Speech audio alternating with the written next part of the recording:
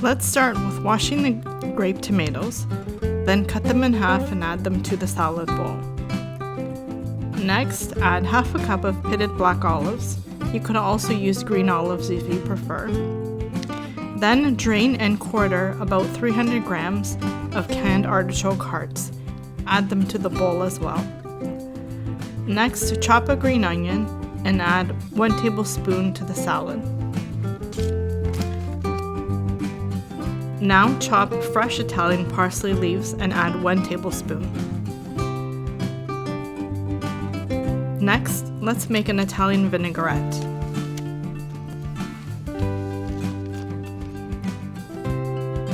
Add 2 tablespoons of extra virgin olive oil to a small bowl, then 2 teaspoons of balsamic vinegar.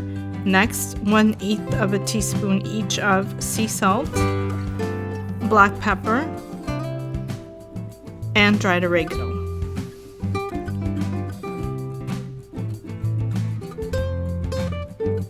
Mix together and drizzle over the salad.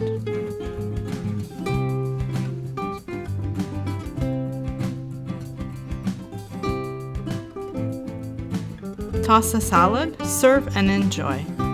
Buon appetito!